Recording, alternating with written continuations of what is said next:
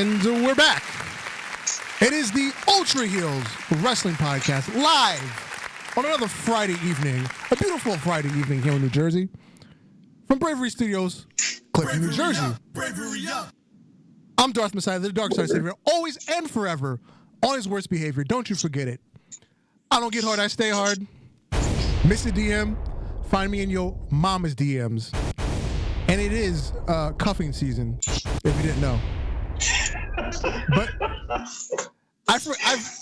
usually my friend announces it on Facebook, but I guess because of COVID and things are weird, he forgot to announce that it's cuffing season, or as he likes to call it, scraping season. But anyway, whoa, you gotta tell me about why you call it that later. Introduce yourself. It's your boy Alex the motherfucking Hill, aka the Stanley Podcast, aka the leader of the Fuck the Vince McMahon and the leader of the Fuck the Revolt. It's never gonna change. I don't give a fuck what name. And the man on the other side of the glass, the super producer, Mr. Gnarly Marv. Hey, what up, everybody? Oh, how you living, Gnarly Marv? I'm doing good, man. I'm working out, trying to be healthy. Trying to stay active in these wicked times. And I got a Nintendo Switch, so Alex, let's talk, bro. Hey. We trade some Pokemon on the charge. The Switch or the Switch Lite? Hey, I got the Switch, and I got it for free because I just told my friend let me have it. Oh, wow. Wow. Yeah, that deserves a clap. That's a real boss move. He wasn't using it. That's a real boss move right there. Hey, look, Mark, you let me know what you need, bro, and I'll go and hatch everything for you. I need the game. I need the actual Pokemon game. Yeah, that's another story. I'm about to say, I think last time I saw it was on sale somewhere. I'm gonna find it. Closed mouths don't get fed. That's right. What up? Shout out to George F in the chat. What up, George? We got Commissioner Kelvin also in the chat saying, what up? What up, Kelvin? How you living out there, buddy? I picture Kelvin having like servants at his side at all times, feeding him grapes and stuff. Yo, that's what I picture when I think of Kelvin. You know what? I've always wanted a small Asian woman to just walk around my house. Just walk around? Walk on my back. Oh, okay. Feed me, cook, clean. Oh.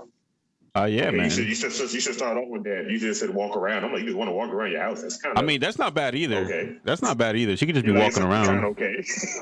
I mean, it could even be somebody's grandma, but she don't got to be attractive. I just need a small Asian woman in my house as my the American dream. My servant.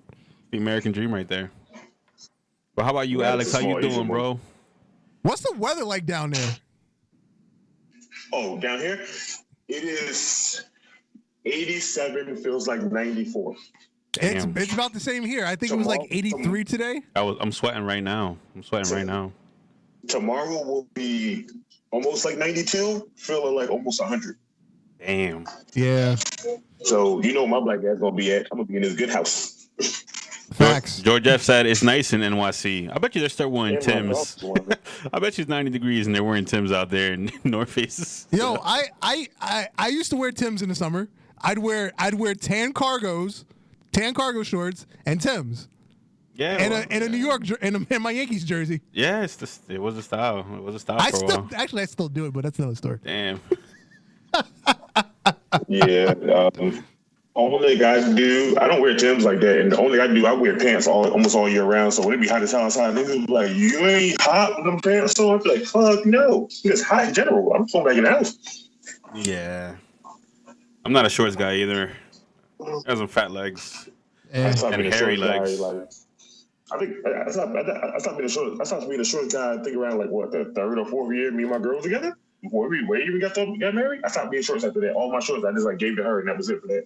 Wow. Yeah, I had to tell my mom to stop cutting my jeans because I was like, "Mom, come next summer, like I'm not gonna wear shorts with ripped jeans. The little what's it called, strings hanging out the bottom." Yeah, that wasn't a wave. That wasn't the wave no more. I was like, nah. That was like 92. You could get away with that. Yeah, man, I was embarrassed, bro. Hey, hold up. We in 2020. Skinny niggas can get away with that. That's the wave again, remember? Yeah, the skinny light skin niggas, yes. Skinny light skin niggas, yes. Yeah, everything comes back around, but yeah, they can keep that. Guys built like us, we got some big legs. We can't fit them shit. That's not a big man type of clothing. Word, George F. I had the Billy Kidman shorts. I did actually. I really did, and I was probably wearing a black tee. I always thought Billy Kidman was like a Stone Cold knockoff because he kind of looked like he looked like Stone Cold's little brother to me. Really? Yeah, I always thought of him like that. And I had the action figure. I had a Billy Kidman ECW action figure that you squeeze his legs and his fist comes up, like would move. Because the ECW toys had like motion in them or whatever. Articulate. Yeah, I guess. They articulate. If you listen to the regular figure podcast, those were some of the worst action figures ever made on the planet at one point. They are, because you can't move the arm on its own. You got to squeeze the legs for his arm to pop up. And it was like, yo, you can't even move his legs up and down. Because it was just... Those were the second worst wrestling figures to them. The first one was the Bone Crunchers. They was like...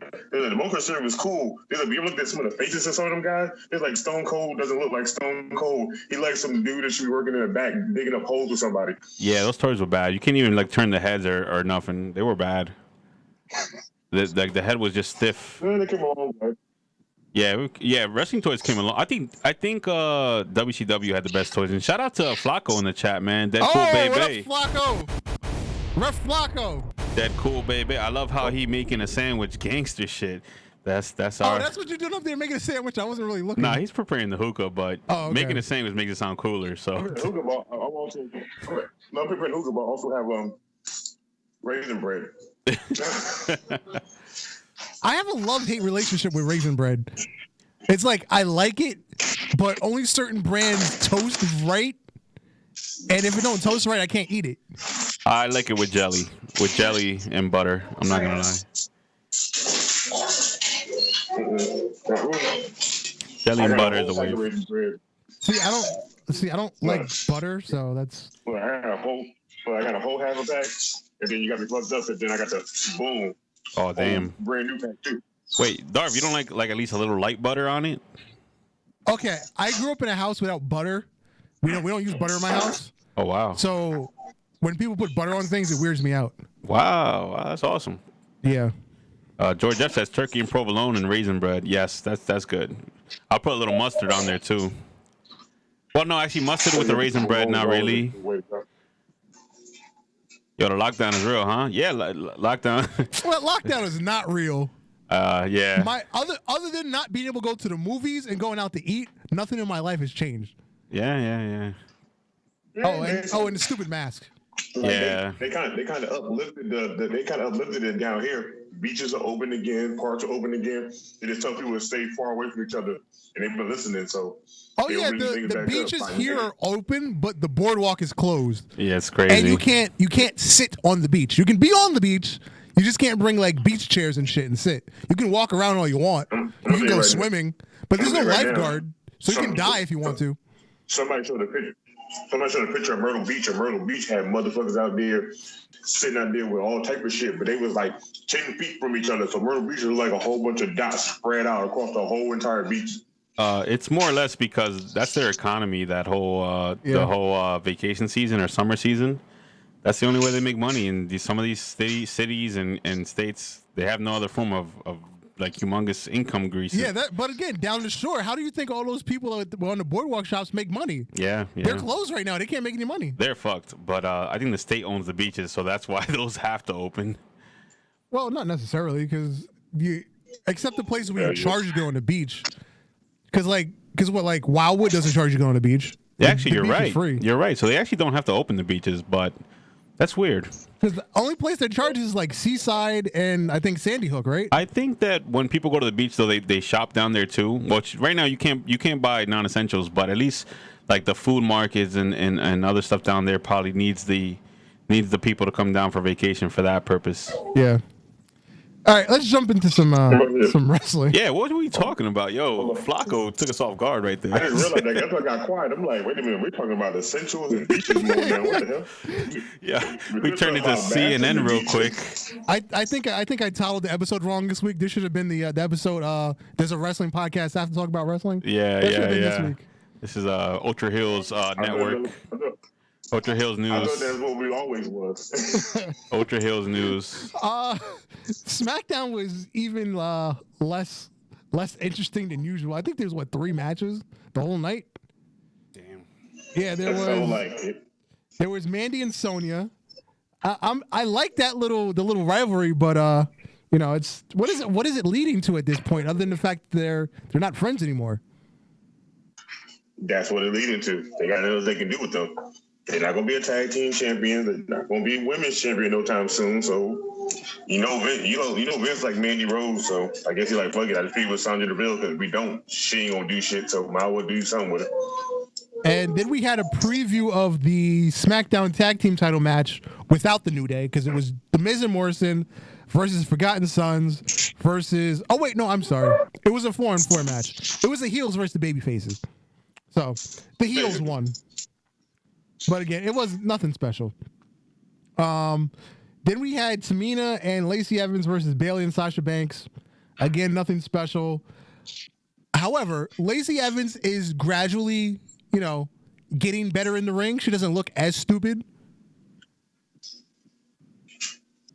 Look, Lacey Evans was actually good at NXT. And I don't know, they got to the main roster, and I feel like they toned her the hell down because she was actually killing it in NXT for a while. That's what got her shot up into the main roster so damn quick. I think they gave her too much too fast, because as soon as she got to the main roster, they put her in 4 straight title matches with Becky Lynch, and she just looked out of place. Yeah,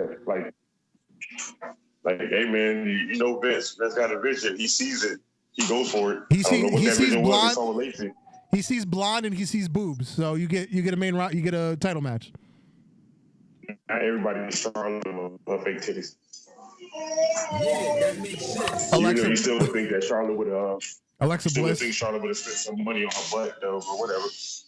Alexa Bliss with the. Alexis Bliss definitely needs to. She needs a credit card swipe real quick, bro. We gotta bring that game back. Word. She need one swiped up top and one swiped at the bottom. Facts. Yeah, that makes sense. And which is why I'm surprised Mandy Rose still hasn't gotten a more prominent spot, because she is the second coming of Sable. Yo, I look back at Sable. I don't think she's hot no more. No, she's not. Sable was 90s hot. I still don't think she was 90s hot. Sunny was 90s hot. Sunny was 90s hot. Sunny was that was definitely 90s hot. No, Sunny was 90s hot. Sunny wasn't 90s hot. Sunny was like late 80s hot. Remember, she was around for Mrs. WCW. So she was the biggest eye candy back then as a regular manager. Yeah. Then Sable came along, and when her and Mark Miller started doing shit, that's when she became the eye candy of the 90s. That's when Playboy had her ass like crazy. Yeah. And then, then Tori and then all the other motherfuckers that started becoming Playboy models. And then, after that, it's just through the limelight. But out of all of them, Sable is, as old as she is, she's still eye candy to some motherfuckers. I don't know why, but she's still eye candy to some people. Brock Lesnar. Yeah. I think trailer park guys find her hot. She looks like a trailer park type of trophy wife. You know who really looks like a trailer park type of trophy wife that I met in person before? Oh. Tori Reynolds. Yeah. I've always thought that too. Yeah. Oh, Deborah. Deborah, for a fact. Deborah is a Southern Belle queen. I'll take her to watch NASCAR for our first date. I don't know why Southern people love NASCAR, but I'll take her there. Speaking of which, NASCAR starts again this Sunday. Of course. That one we can't go without. That's essential. Look, I'm going to tell you right now. We losing you, bro. If you take her to NASCAR, shit, you might end up getting hit it the first night. Yeah, facts. Some Coors Light, George F said. Coors Light. Yo. No. Bud Light. They drink Bud Light. Some Bud Light, some NASCAR. You have to know you're part of the country. They drink Bud Light in the South. Yes, some Bud Light, some NASCAR. Flacco said baseball. If we're in Jersey or New York, I'll take a Dominican girl to a baseball game. Facts. Or Puerto Rican girl. Oh, you definitely getting cheeks then. You look, you getting cheeks, you eating the family, and you getting fed all in the same night. Facts. She'll probably cook. But yeah, back to wrestling, yo. We getting off. No, we're having too much fun tonight. All right, jumping over to Money in the Bank. We kicked the night off with the SmackDown Tag Team match. The New Day defeated the Forgotten Sons Miz and Morrison and Lucha House Party. Only thing I really liked was the ending to the match, which was, a whole bunch of hectic shit. And Big E hit what was it? One of the Lucha brothers with the big ending in the middle of the ring. Yep. You know it's weird. They've been letting Big E get the win a lot lately. Yeah. Which I keep saying when they break them up, he's going to be the one to break off. He's going to go heel. That's what I expected. I'm gonna tell you right now. I don't think they're ever gonna break them up for the simple fact that anything the New Day do, anywhere they go, and anything they say, 9 times out of 10, their merchandise sells. I don't think Vince gonna let that cash cow fuck up like that. Let that go. They break everybody up. It's only a matter of time until they break up the Usos. I've been waiting for them to break up the Usos. Look. They would break up the Usos, but you gotta think about it. What you do you break them up and split them between Raw and SmackDown? They did it with the Dudley Boys. They did it with Edge and Christian. They did it with the Hardy Boys. With the Dudley Boys, Edge and Christian, and the Dudley Boys, Edge and Christian, and Hardy Boys wasn't damn near like fraternal twins that look identical. Like you can't make them no different than what they are. Their moveset is the same moveset. Like there's not really no difference between them. They both got the same kind of like that shit kills. So it's just like you might just take Jimmy out and just let Jay wrestle on Raw and SmackDown. They split up the Bellas. Yeah, that shit kills careers, breaking up a good tag team. They split up the Bellas. Sometimes it can go good though. Like Jimmy, what is his name? Jimmy and Jay? No, Shawn Michaels and what was his name? From the Rock and Rollers? Marty Jannetty. Yeah. Shawn shines when he broke up with him. Well, we knew Shawn was the superstar the whole time. Yeah. Look, you gotta think about it. When they split up the Bellas, which one was the most popular Bella? Nikki. What happened to Brie? Brie didn't stop wrestling. There was nothing else for her to do. They made her just be backstage. They can't do the Usos like that. Vince kissed the Rock's ass a little too much to have that happen. I guess. Yeah. All right, the next match was supposed to be MVP versus R-Truth, but they had a little promo before the match. And out comes Bobby Lashley. He said, "Hold on, player. I got this." And Bobby Lashley beat R-Truth in approximately 90 seconds. And that was it. Somebody posted a picture up on Instagram of Killmonger and the other dude that used to be friends with T'Challa when he just took over. And they posted a picture of MVP and Bobby Lashley. And I said, you know what? That does kind of... You talking about homie with the shield? Better. The guy with the shield? Yeah. Yeah. They put a picture of them two together, and I was like, you know what, that dude kind of looked like that. I said, you know what, if MVP became Bobby Lashley's manager, and that took Lana off screen, because right now she looks good on Instagram, and she does good on Instagram. I'm tired of seeing her on TV now. I would like to see MVP be his manager. At least Bobby would get some kind of run that's not a joke. Or I don't really know what you're talking about because I still haven't seen Black Panther. So. Oh no! First of all, at least you still haven't seen it. Somebody in my house said that shit was horrible. It's overrated, but it's I don't know. It was overrated at first. It got overrated after they started doing so good in the box office, and then everybody started hyping it up like it was like the only thing. They dropped that shit in February on purpose. They dropped that shit in February on purpose. The next match was Bayley defeating Tamina. They need to let go of Tamina. She can't wrestle anymore. That was a really sorry looking match. I get that she's been injured a lot. She has ring rust, but that was ugly. Bayley dragged her through that match. Hey man, it's just true, but she still looked more cleaner than Nia after Nia started hurting people. Well, casualties happen. Casualties is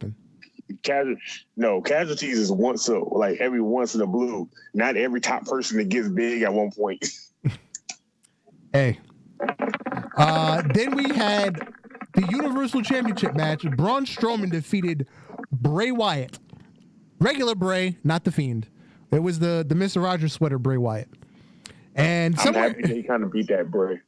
And in like the middle of the match, Braun Strowman just pulled out the black sheep mask out of nowhere, and he knelt to Bray Wyatt, asking to come home. But then he He just power slammed him. That was the end of the match. Hey man, I wasn't expecting much from that match anyway.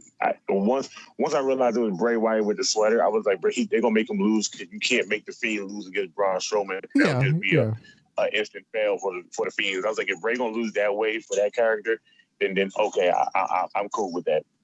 Now, once they did the thing with the black sheep mask, I was expecting more because they kind of they brought the mask out.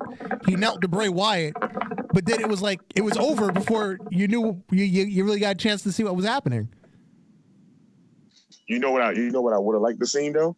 I'd like to see Braun put on the black mask and ask to come home, and then do like Kevin Nash did Hulk Hogan and lay down on the ground and act like he don't get that pin, and then jump out of it and then get the power slam. It'd have been more emotional around that time. Yeah, something but like the way that. He did it, and he that's what I was expecting. Weird.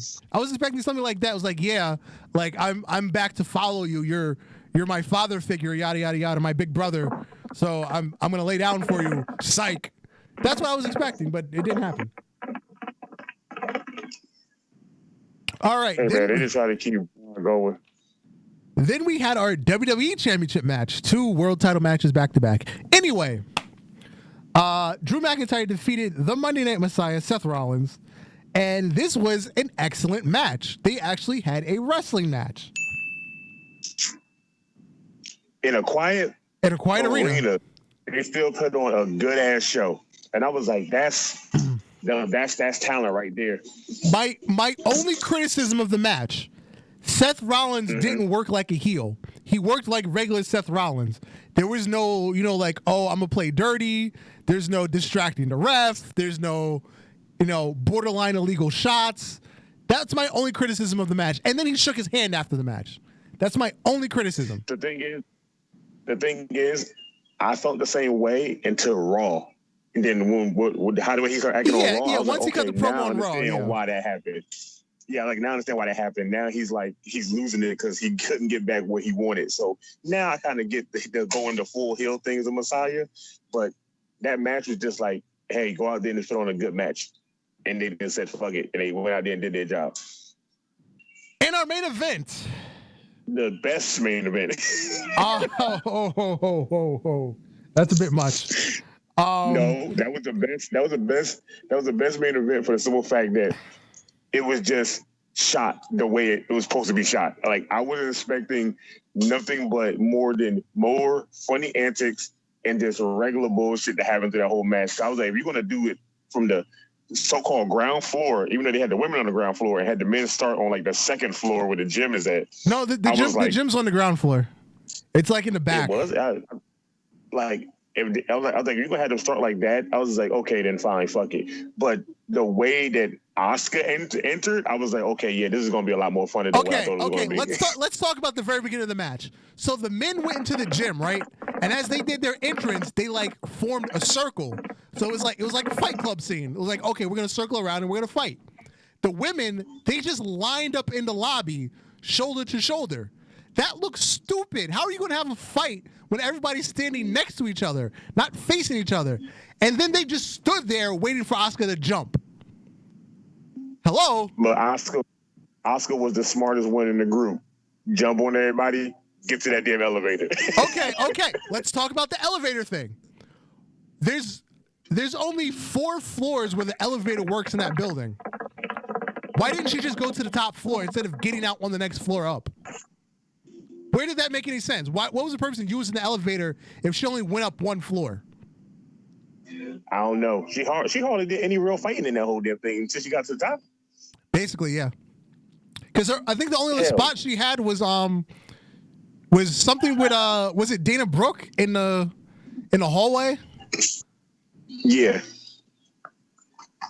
So there was the there was the one room where there was a Money in the Bank briefcase hanging in it, and Dana Brooke thought she won, and then Stephanie McMahon appeared, but she wasn't actually in the room. It was pre-taped because it just didn't look. It looked horrible the way they shot Stephanie, and told her, "Oh, you're in the wrong." Because if you look at the door when he went in, and you look at the door Stephanie is, it's not the same door from the same room. Yeah, exactly.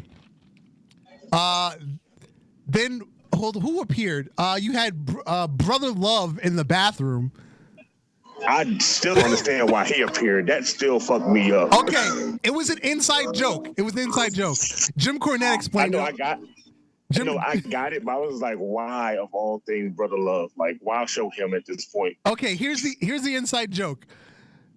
Actually has to do with Jim Cornette, because back in the day, Jim Cornette called him like happy ass or something. It was like, oh, I just went to the doctor, got my ass fixed or whatever. Apparently he has like some like gastrointestinal problem, and he always has to go to the doctor, get his colon cleaned out and shit.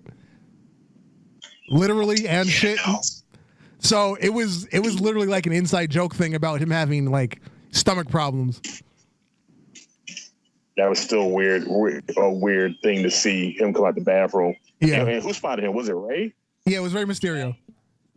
I was like, that just looked awkward. That looked like a child walking into a pedophile's bathroom. And then we had Doink the Clown just appear in the hallway behind a chair.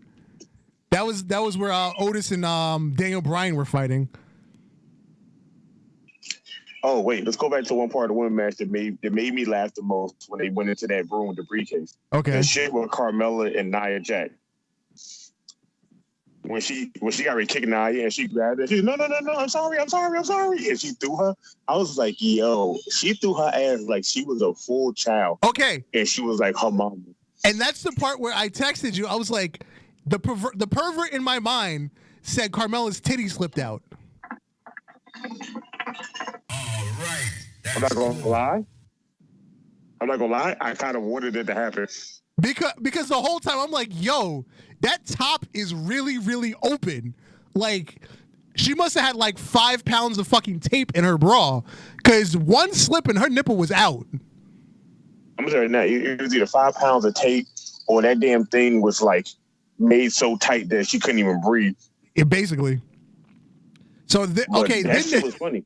Then there was the other spot with Aleister Black and Daniel Bryan fighting in the hallway, and Aleister Black threw AJ Styles into like a room, and there just happened to have been a casket and a picture of the Undertaker, and he started having flashbacks of the Boneyard.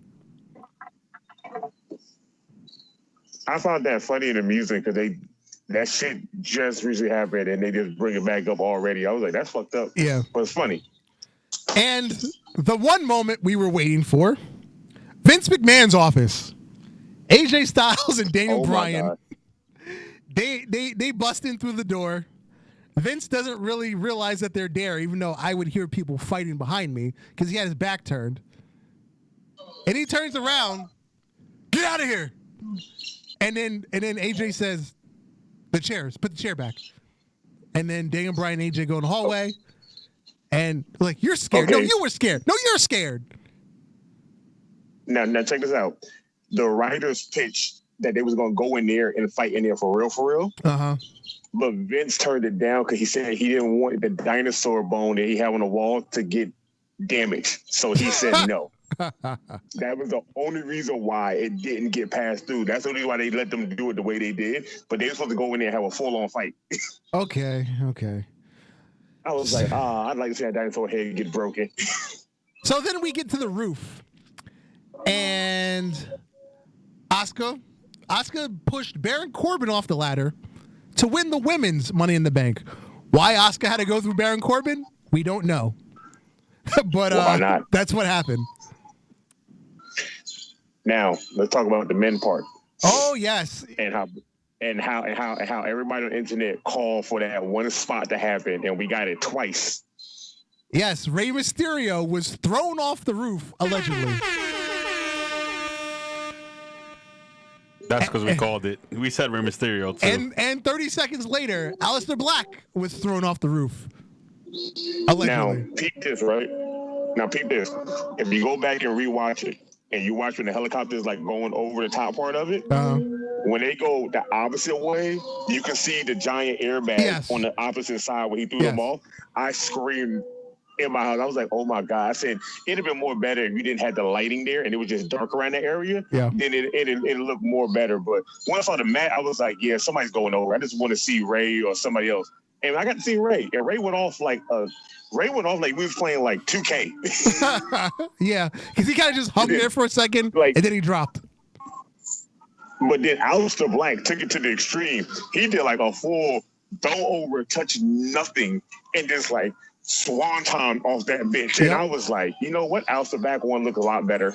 Yeah. I give him that. Yeah. So then Baron Corbin's back in the picture, and AJ Styles is on the top of the ladder. They're fighting, and here comes Elias.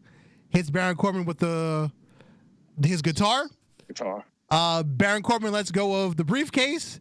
AJ Styles stumbles, drops the briefcase, and Otis catches it, and he is now your Mr. Money in the Bank. Ain't no sad thing is, I'm actually okay with Otis winning that, because Otis is like on fire right now, just being himself. Yeah, but we all know what's going to happen, though. It's not going to go for world titles. He's probably going to use it for the tag team titles. Or I have an alternate theory. It goes back to the Mandy Rose angle. I see somehow Dolph Ziggler challenging Otis for the Money in the Bank. Sonya screws up the match, and you have like a whole thing between Mandy and Otis breaking up over the fact that he lost it. And Sonya, now Sonya has the upper hand on Mandy Rose because she made her lose the thing. Yada yada yada. Some nice little story I came up with. But yeah, I see Dolph Ziggler taking it from Otis. That can work. I can see a whole nother Edge angle, like with Edge and Mr. Kennedy. Yeah. And then somewhere down the line, Dolph Ziggler, but then you keep Dolph Ziggler off TV some more while he's Mr. Money in the Bank, and he just appears and wins the title one night. I'm totally fine with that.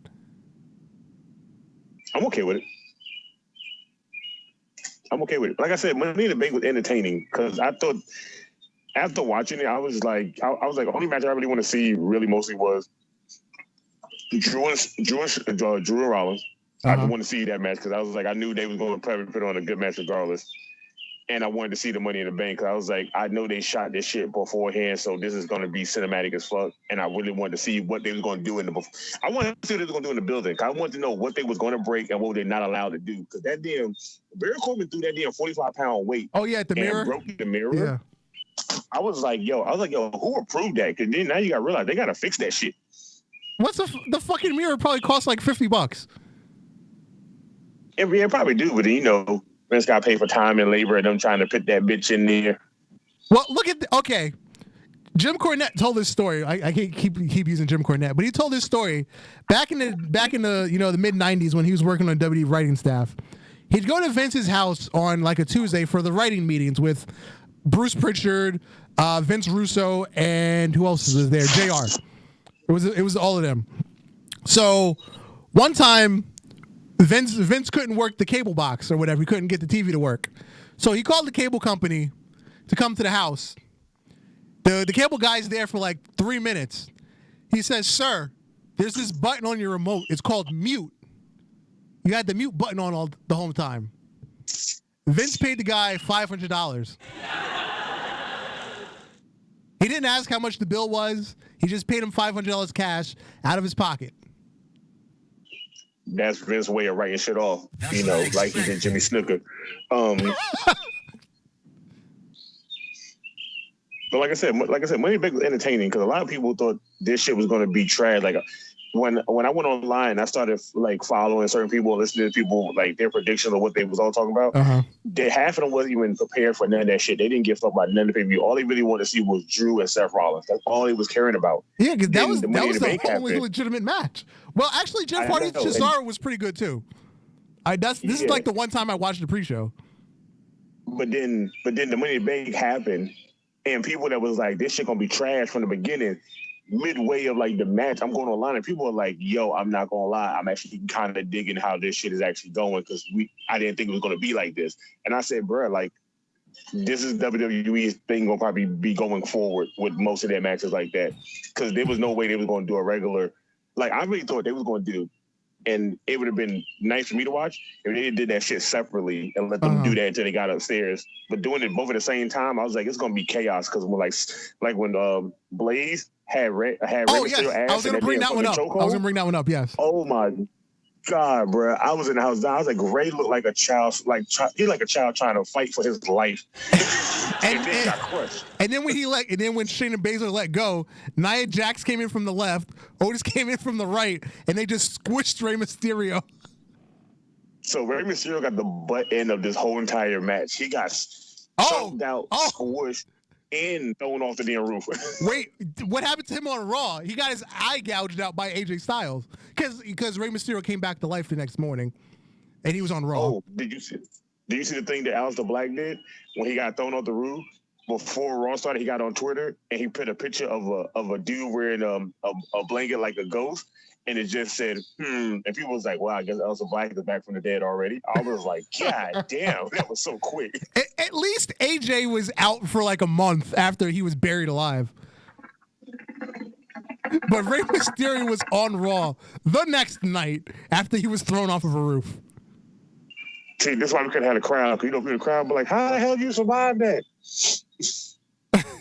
What I really wanted to see on Raw was, okay, you know, like how you have like windows cleaners and you have like that scaffold that hangs off the side of the building? Mm-hmm. What they should have done was they had like, just have like this picture on the start of Raw. It's Rey Mysterio and Aleister Black like hanging from like the cleaner scaffold, like clinging for their life. Yeah, that makes sense. Because that way they're still alive, but they're in danger. Yeah, I'd have took that. That would have been a nice, segue. Okay, we didn't kill them, but they were in danger. We didn't kill them like we tried to do Vince McMahon in his limo. And then he shows up because someone else died for real. Yeah. All right. The man is pregnant.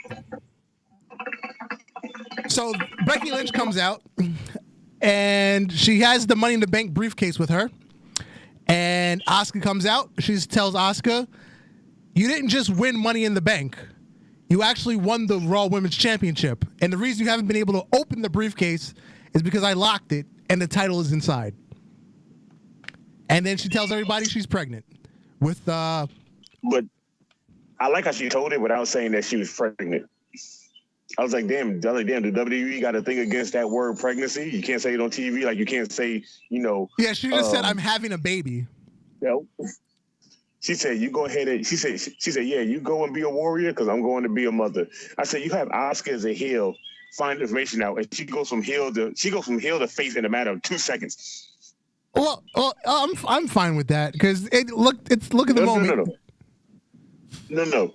But then when they did the bump, they asked CM Punk about it, and CM Punk said, "Look, that was a missed opportunity right there." He said what they should have did, and when he explained it, I said that would make more sense. If Asuka's a heel and you just won the belt, and now you don't have to fight the man for it no more because he's pregnant, it was like instead of Asuka like cheer her on, Asuka should have hit her and knocked her down and left with the belt like she's supposed to be a heel.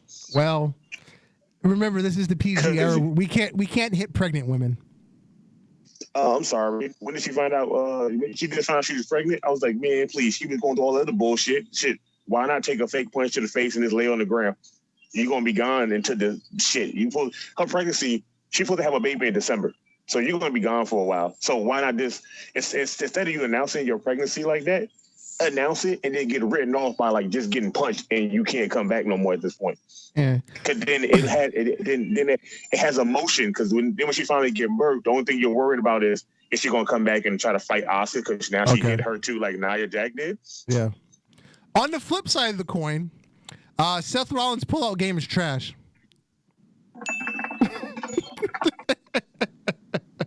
There's a GIF.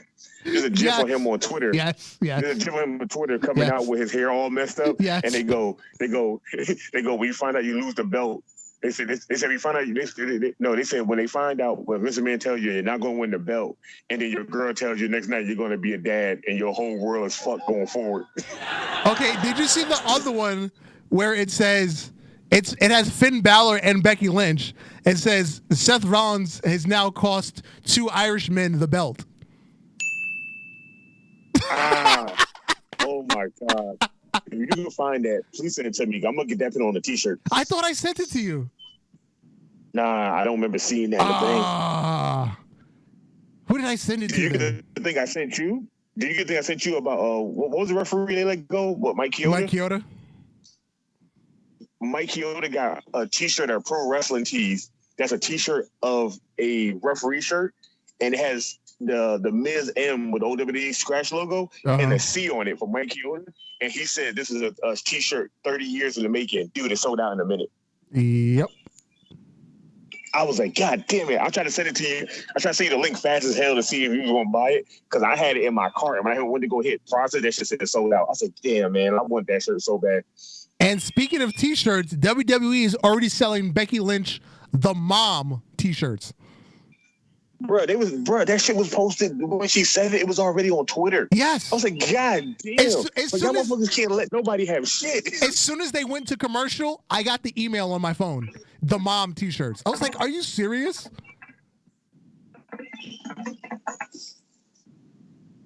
That shit is fucking crazy. I was like, damn, y'all niggas can't let nobody even be pregnant without trying to profit off the shit. Now, what was up with this Street Profits basketball game against the Viking Raiders? Oh, okay. So apparently when they got beat by the Viking Raiders, the Street Profits was talking shit, and they was like, you won that match by luck, but we can beat you in anything else, like basketball.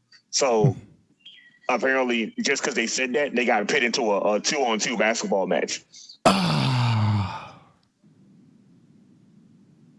That's all I have to say about that. That's all I have to say about that. I'm not gonna lie.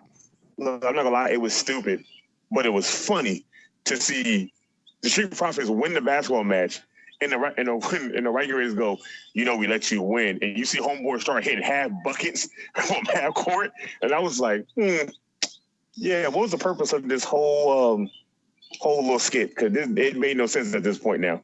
Yeah. Just a little weird.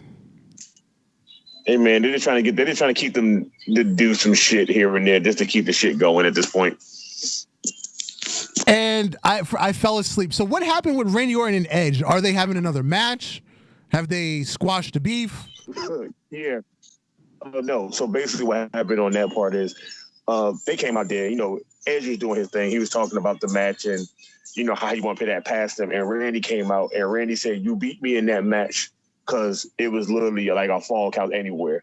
He said, but I can beat you in a regular wrestling match. He said, so I'm challenging you to a rematch at Backlash, but a regular wrestling match. So no falls count anywhere, no hardcore match, nothing, just a straight wrestling match. Okay. And Edge just stared at him and they said, is he going to accept it? So I guess Edge never really gave his answer for that night. So probably this Monday, he'll probably give it. Or he'll probably, basically tell them, yeah, and they just, say it on TV. Because, so far right now, the Royal Rumble, the match with him and Randy, and that makes 3 out of his 5 appearances right now. Okay. The other issue this week, but that happened behind the scenes. Well, not behind the scenes, but Sami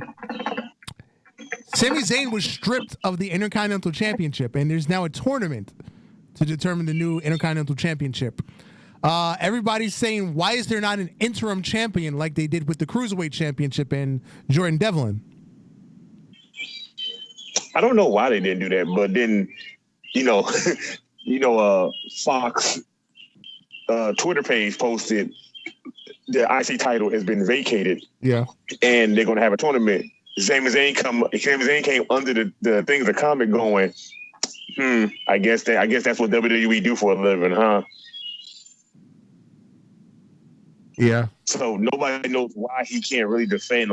There's no nothing out there. Him he can't travel or he has COVID or nothing. There's nothing out there saying why he can't continue wrestling and defend the belt. I thought they would have just been like, okay, you have it. So between Cesaro or Shinsuke, one of them two just hold it because technically you're still managing them two dudes. Yeah. So why not just put it on one of them until he comes back? All right, jumping over to Dynamite. We kicked the night off with Jake Roberts and the Murder Hawk, Lance Archer. Jake Roberts was cutting a promo, and Cody pulls up in his Ford F-150 which sounded like absolute trash. I don't know why he was revving the engine.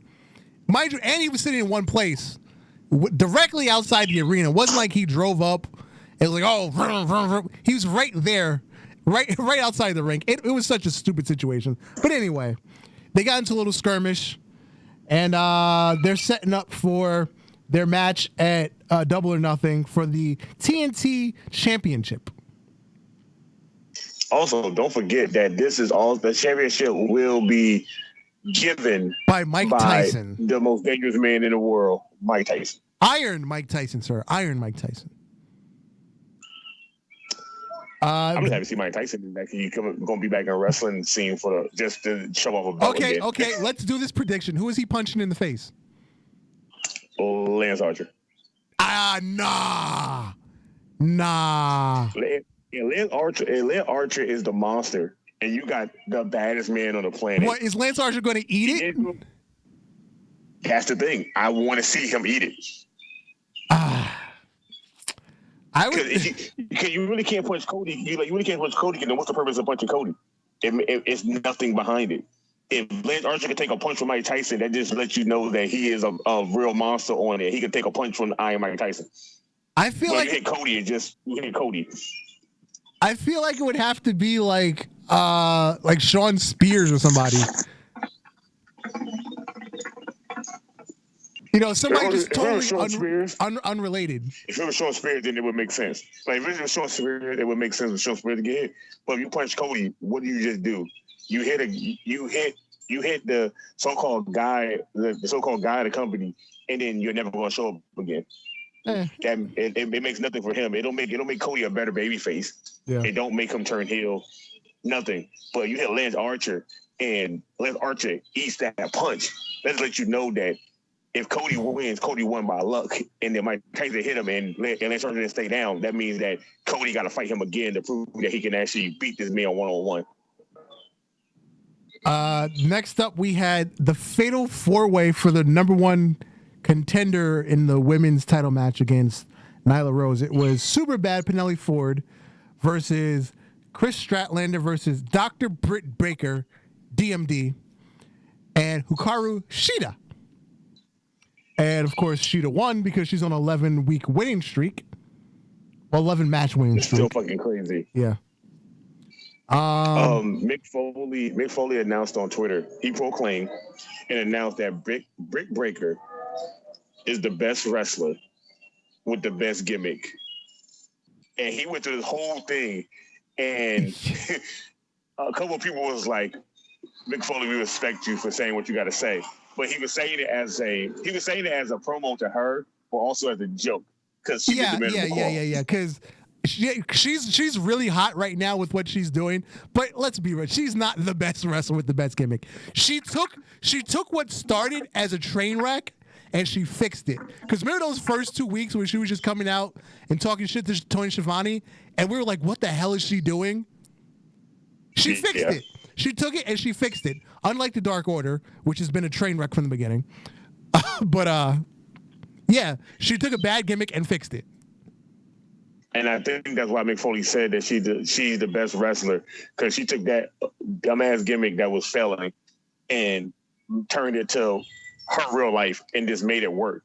So he just said, fuck it, she's the best wrestler. And he also said she did a minimal claw. He said, and I gotta respect her for that, for doing the move. He said, so I'm going to proclaim that. He said, and I'm just going to leave my thoughts here with what I'm saying, and I'm going to end it. And then he ended with, have a nice day. And I was like, that sounds like Britt Baker would say at the dentist office after she clean your teeth. We had MJF defeat Lee Johnson in a squash match. We had Pineapple Pete versus Le Champion, Chris Jericho. Why did the Le Champion have Pineapple Peach merch on while he beat him? because that's what he does, and that was fucking funny. However, I laughed. I was like, he's wearing that nigga's shirt. I was like, that's funny as hell. However, post-match, because Jericho was talking about the Stadium Stampede match that's going to happen between the Inner Circle and the Elites to replace the Blood and Guts match that's not going to happen. In came Vanguard 1. And Vanguard 1 is no longer with us. Moment of silence, please.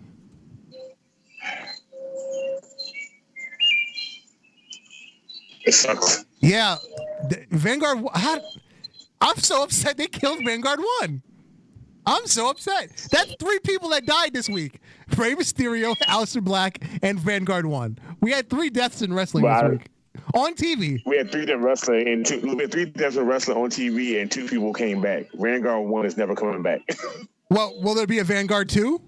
Or will he get a new name? That's what I'm hoping. I'm hoping he get a new helicopter. He named it something different, like how he changed his name. I think he named it something. He goes, Vanguard 1 vessel came back as a new vessel, and he gets an updated like all black version one of it. Yes. Or like he comes back like platinum or something. Oh my God, that was dope. The Vanguard 2.0 like version, like Matt Hardy version 2. It's gonna be Vanguard version 2. Yeah. Yeah, that would be dope. That would be dope. Then we had Christopher Daniels versus Mr. Brody Lee. We knew how that was gonna go, but nonetheless, it was a good match. And Brody Lee has now still owned and stole the AEW championship, proclaiming himself to be the world champion. Which Dean Ambrose did to, was it AJ Styles? He stole the belt? Yes. He stole the belt and walked around with it like he was champion. Yeah, for like a good month until the pay-per-view. And Brody Lee still got me 50-50 on him. Yeah, because I want to like Brody Lee, but the gimmick is killing me. I've been like okay. I was cool with the gimmick at the beginning. Okay, he's taking shots at WWE. He's taking shots at Vince McMahon. But move on. Do something else with that gimmick. And again, I don't like the Dark Order. Dark Order is doomed to fail. This is like the 4th version of the Dark Order in a year. And where the hell are Grayson and Evil Uno? They haven't come back from their COVID leave yet. Assuming they come back at all. Still ain't come back from their COVID leave yet. Shit, we still haven't seen Hangman or the Bucks. Bastard Pac. Well, he's stuck in Pac. Europe, so that's another story. I know, but like, damn, like, no little vignette video, no nothing. You still have your so-called 2 members of the Death Triangle still fly kicking niggas in the face. Well, they haven't been on they haven't even been on regular Dynamite. They've been on Dark for the last 2-3 months. I think they've had one TV match in the last 2-3 months. Yeah, but was it the Best Friends had a match, and Orange Cassidy was trying to hype them up, and Phoenix came out of nowhere with that fly kick to Orange Cassidy's face? Yeah, I forgot about that one. I was like, wow. Okay. I was like, damn, I almost forgot they were still here. I saw this meme. Like, what if Orange Cassidy and Pineapple Pete became a tag team? What do you call them? Fruit salad?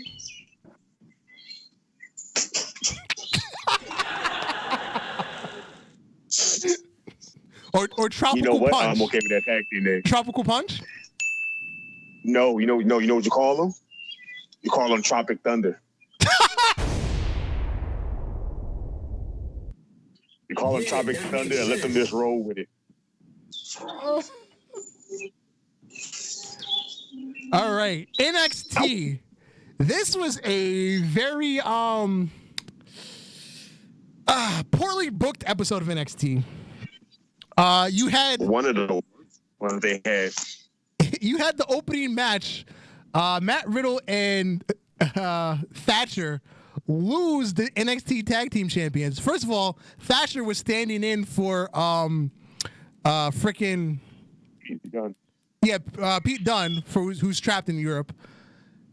So he was already put into the tag title match, and they lost the tag titles to Imperium. Somehow Imperium's not trapped in Europe, but anyway. Well, actually Walter's there, but the other 2 guys weren't there. Fabio Archer and Marcel Barthel. Trapped there. Look, Walter's trapped there, and the other dude that was Insanity are trapped there. Them 2 are trapped there, but the other 2 guys, the Imperium, they live in the States. Oh, they do? Okay. That's another story. Yeah, they live in the United States, so that's that's why they can show up. The other two, they like what do you call it from Sanity and Walter live homes are in the UK, so they're stuck at home. Okay, so following the match, Thatcher turns on Matt Riddle, which then set up your main event for the night, which was Matt Riddle versus Thatcher.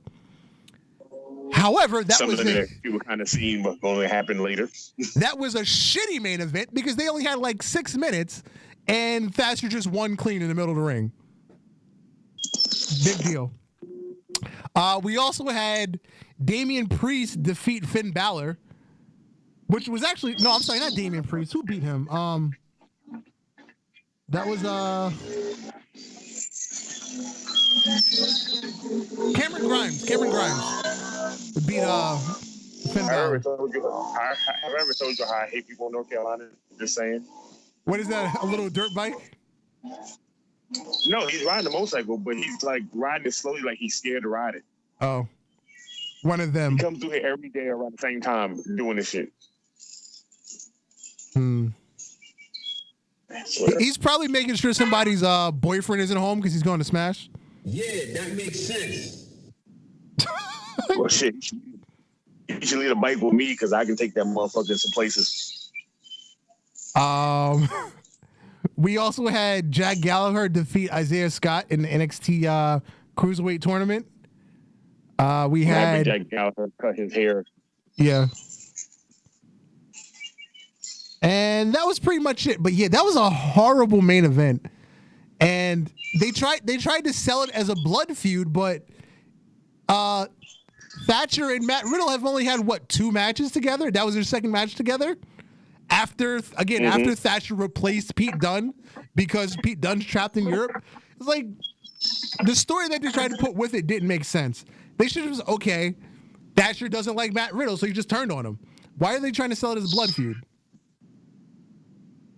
I don't know. I actually got to look that up because I think they've wrestled each other a lot before. And I think put them in a tag team. I think they're trying to put it as they had bad blood, but I never really got to look it up and see have they fought. Only thing I'm happy the NXT did was that announcement. Oh, with the In Your House coming back after 20-something years? I'm happy they bring it back, and I'm happy they bring back the original logo and like the NXT TakeOver just busting through it. I was like, okay, I'm Triple H and them know what they're doing. I'm okay with that. But when they start talking about the first In Your House with Road Dogg, yeah, I found that little thing funny. Road Dogg was like, I was there, I had a match. He's like, Sean, you had a match. Triple H, he's like, hell, did you have a match? He was like, nah, I don't remember. I wasn't there. I don't remember that. And he ended up being the biggest star out of the 3 of them. But yeah. He ended up being pink shit. Now that I want to go back and watch the first In Your House, I can see what the hell they're talking about. Now, is it going to be? Are they just going to name all the takeovers In Your House now, or is it just going to be one event? We don't know yet. It's a one-off thing because as of right now, SummerSlam's not going to happen in the summer. They're thinking about pushing it back to September. Well, technically, it's still the summer. I know, but they're talking about pushing it to like late September. Late September still is the summer because my birthday's in the summer. I always argue with people about that.